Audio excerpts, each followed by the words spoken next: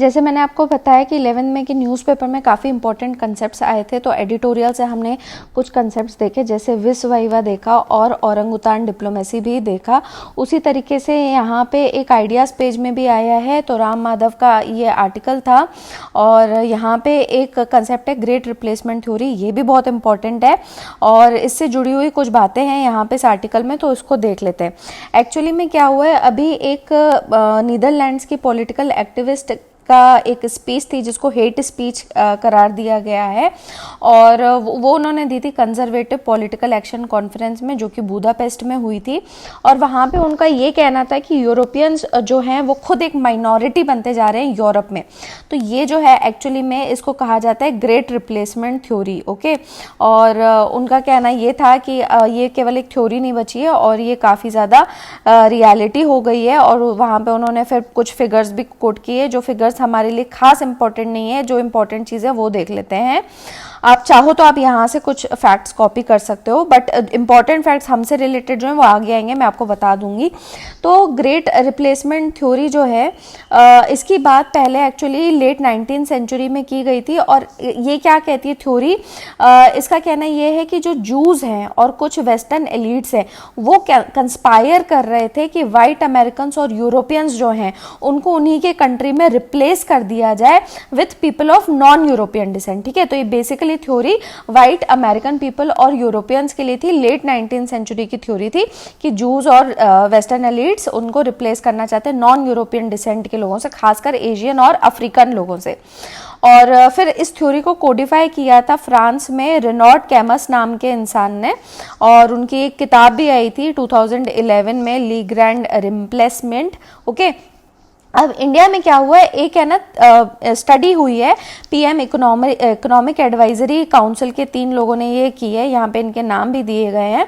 और इस स्टडी का नाम है share of religious minorities across country analysis. ठीक है, तो if you know about Ram Madhav तो आप समझ जाएंगे कि आर्टिकल किस डायरेक्शन में जा रहा है। एनीवेज, तो क्रॉस कंट्री एनालिसिस में इन्होंने सबसे पहले OECD कंट्रीज़ की बात की है कि वहाँ के डेमोग्राफिक कितनी तेज़ी से चेंज हो रहा है। तो उन्होंने 1950 से 2015 तक के डेटा लिया है, और उसमें उन्होंने देखा कि 3 जनरेशन्स में 38 OECD कंट्रीज़ में से जो 35 कंट्रीज़ थी यानी कि डेवलप्ड वर्ल्ड, उनको उन्होंने स्टडी किया और उसमें से पाया कि 30 में तो भैया बहुत तेज़ी से डिक्लाइन हुआ है मेजॉरिटी रिलीजियस डिनोमिनेशन का।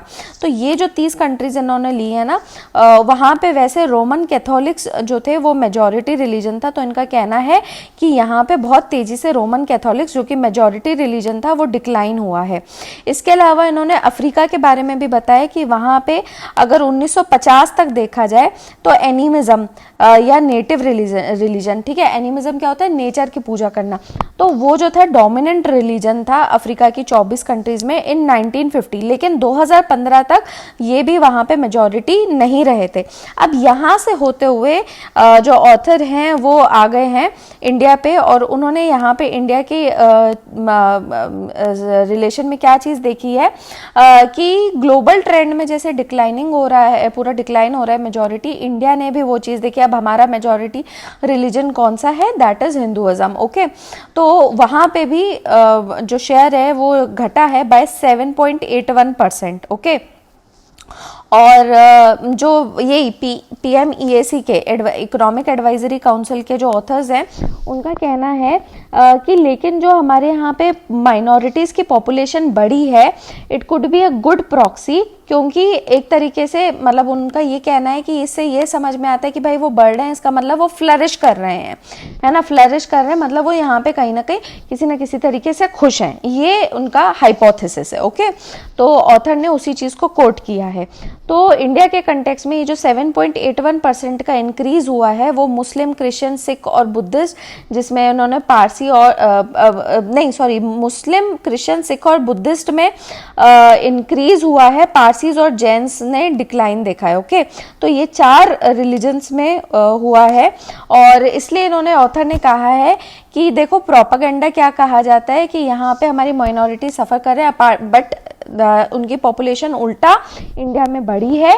सो this is contrary to the propaganda and actually हमारे यहाँ पे माइनॉरिटीज जो हैं they enjoy relative comfort in the country. Again I am saying कि ऑथर कोट कर रहे हैं जो PMEAC के ऑथर्स हैं उनको. ओके इसके अलावा इन्होंने एक और कॉम्प्रिहेंसिव स्टडी की बात करी है, तो ये आप है ना पूरा का पूरा अपने मेंस आंसर राइटिंग के लिए आप प्रिपेयर कर सकते हैं. ओके कि किस तरीके से माइनॉरिटी पॉपुलेशन इंडिया में ग्रो की है.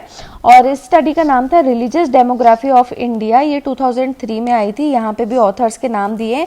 If you want you can write it out.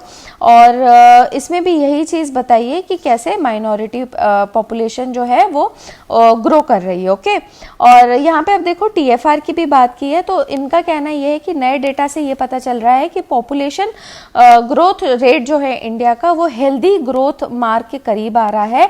TFR ये कंसेप्ट याद रखना. टोटल फर्टिलिटी रेट डेटा क्या होता है? It is the number of births a women gives in her lifetime. तो एक औरत अपनी लाइफ टाइम में कितनी बर्थ दे रही है उससे डिटरमाइन किया जाता है टोटल फर्टिलिटी रेट. और इंडिया में जो मतलब प्रिफर्ड TFR है वर्ल्ड वाइड जो एक होना चाहिए वो 2.19 है. तो हमारा उल्टा अभी नेशनल एवरेज और घट के 2 के आसपास पहुंच गया है. तो 2015 में 2.2 था, 91 में 3.4 था. तो किस तरीके से ये घटता जा रहा है. और national family health survey data के अकॉर्डिंग ये सारे रिलीजियस ग्रुप्स में टोटल फर्टिलिटी रेट कम हुआ है. ठीक है तो 91 से लेके 2015 में हिंदूज के लिए भी देखो ये डिक्लाइन हुआ है 3.3 टू 2.1. और मुस्लिम्स के केस में भी 4.4 से डिक्लाइन होकर 2.6 हो गया. Okay this is very important data. Please please please इसको अपने पास में नोट डाउन कर लीजिएगा. ओके और ये भी कहा जा रहा है कि ये जो फिगर्स हैं ये और ज़्यादा अभी डिक्लाइन हो गए हैं टू 1.9 एंड 2.4 रिस्पेक्टिवली. तो ये देखो पहले 2015 तक की बात की थी लेकिन अभी ये और घट गए हैं. तो PMEAC का कंक्लूजन एक तरीके से ये है कि जो माइनॉरिटीज़ हैं इंडिया में वो सारे बेनिफिट्स एंजॉय कर रहे हैं और एक कंफर्टेबल लाइफ एंजॉय कर रहे हैं. और जबकि डेमोग्राफिक चेंजेस जो बाकी पूरे वर्ल्ड में हो रहे हैं वो एक तरीके से मैटर ऑफ कंसर्न है. तो हालांकि वही चेंजेस इंडिया में भी हैं but it is not a matter of concern. Rather it shows that the minority is flourishing. Okay तो I hope आपको यह आर्टिकल क्लियर था. Please remember this concept also of great replacement theory and thanks for watching.